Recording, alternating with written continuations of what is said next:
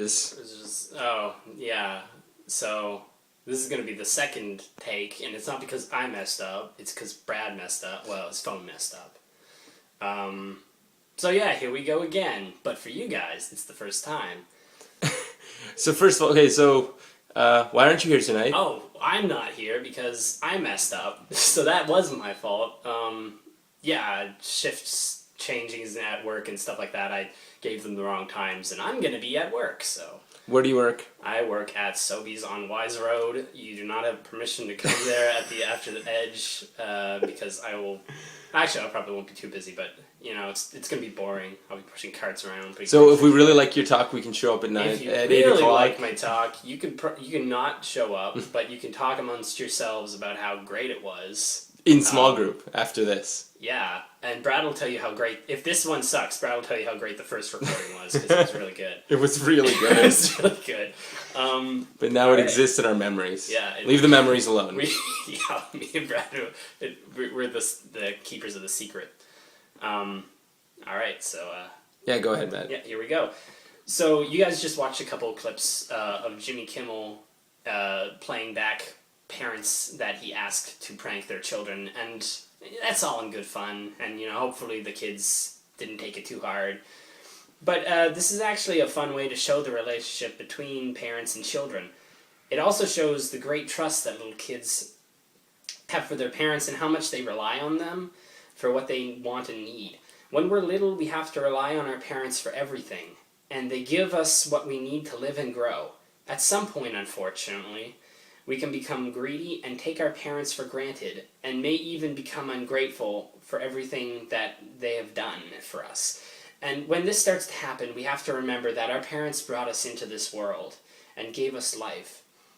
Without your parents, you would not be here. This is something that we all share, and because of this, they deserve our love and respect. Family is important because it reflects God himself.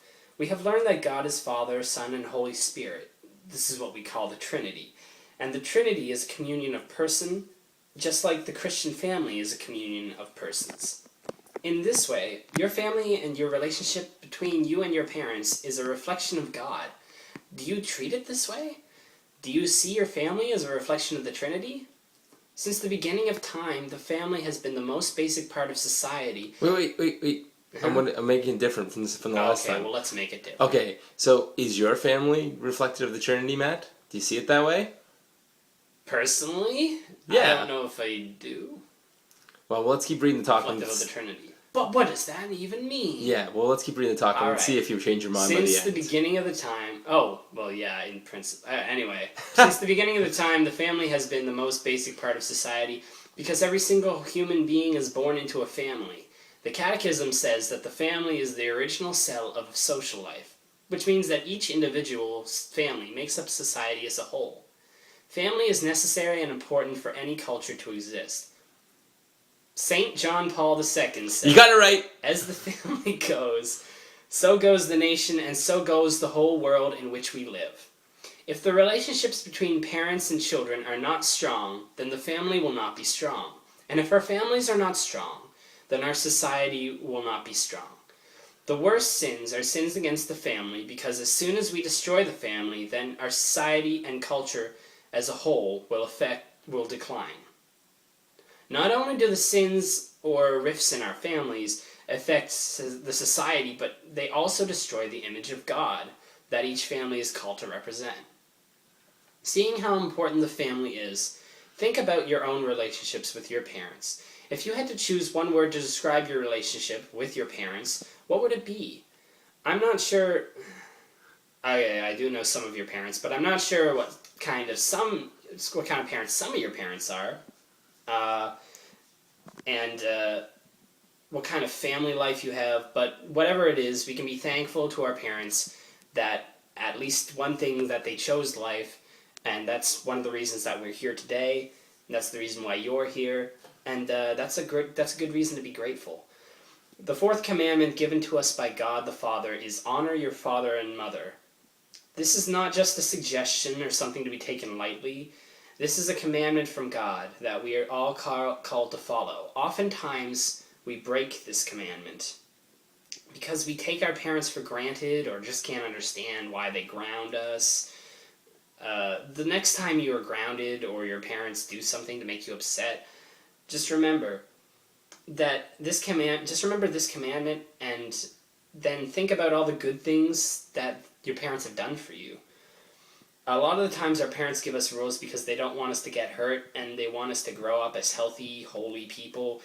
In just the same way, God gives us commandments because he wants us to be safe and grow in holiness. Commandments are not just rules for no reason, but just like the rules your parents give you, commandments are Awkward given pause. to us because they show us how to be good, holy people. So this commandment is incredibly important because it's meant to protect the family, so that the love within our families can be a reflection of God for the whole world to see. So what does it mean to honor your parents? A huge part of this is obedience. Obedience is nobody's favorite word, because it requires humility and not always doing what you want to do. Being obedient to your parents means that you follow their instructions and requests for the overall good of your family. In sacred scripture, St. Paul writes to the Colossians, saying, "Children, obey your parents in everything, for this is pleasing the Lord." This means that not only are your parents happy, but also it's pleasing for the Lord to watch you is pleasing to the Lord when you do your chores, when you do your homework, or when you're nice to your sister or brother. Obedience even means listening to your parents and obeying them when you're grounded from your cell phone, or you could even wake up early on the weekends to help out around the house. Obedience is challenging because when we have to sacrifice our wants and desires, but we do this because especially we do this because and especially so when we don't complain, it pleases the Lord and builds up our family. I guarantee you that your parents make hundreds of sacrifices for you that you will never know, so try to remember what they do for you when they ask you to do something for them. We know very little about Jesus' early life and his adolescent years. In fact, all we know is summarized in just a few sentences from the Gospel of Luke, which says, Jesus went down to them and came to Nazareth, and was obedient to them. We believe that Jesus is God himself, the second person in the Trinity, who became man. He is divine and all-powerful. We hear that even Jesus was obedient to his parents. He was God and they were human, but even still, he obeyed them out of respect and followed the commandments. If Christ obeyed his parents, how much more should we obey ours? As Catholics, we have a privilege to share Christ's mother and father. When we're baptized, we become members of Christ's family, and God, the Father, becomes our Father, and he calls us his children. Beloved now are children of God. That's from John 1:3-2.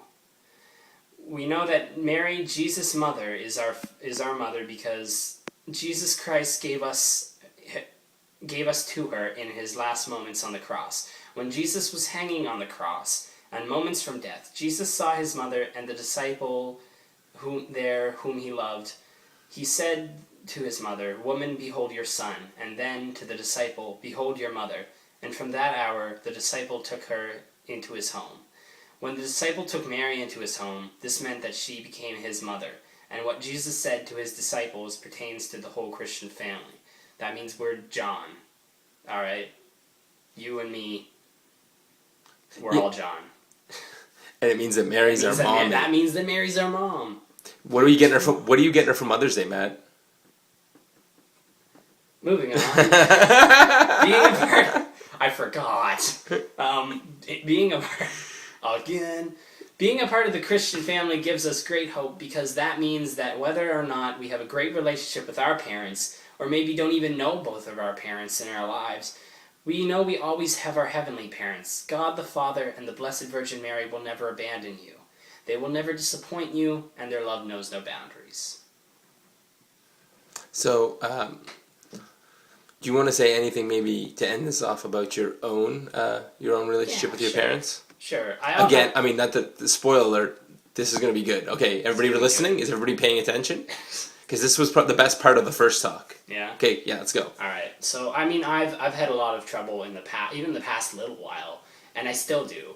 Sometimes listening to my parents and obeying them, and I don't always obey them, but I think what's important to do is to listen to what they're saying, because sometimes you have to kind of move past your own, you have to move past your own wants, and even if something seems like, oh well, that that wouldn't hurt to do that, or how does that impact somebody else or me in any way, even if you feel like you can do this on your own, or that you're safe to do this, it's important to listen to your parents, because they've been there at one point or another. And even though it might not be the exact same circumstance, they're trying their best to give you their experience and help you through whatever you're experiencing. So your parents are always looking out for you. And I think it's important to remember that when your parents tell you to do something you don't want to do, or your parents tell you that something you're doing isn't right or shouldn't be done. It's important to remember that they are looking out for you, and just try and see it from their perspective. All right, so I think that's it, Matt. Do you want to say bye? Yeah, sure. Bye, guys. All right, and Have fun with Snack. I'm gonna miss it. Yeah, it's pretty epic this week good, too. Apparently, okay. I've been told. And hopefully this is the second recording you're watching and not the third or fourth. Yeah. Thanks. Bye.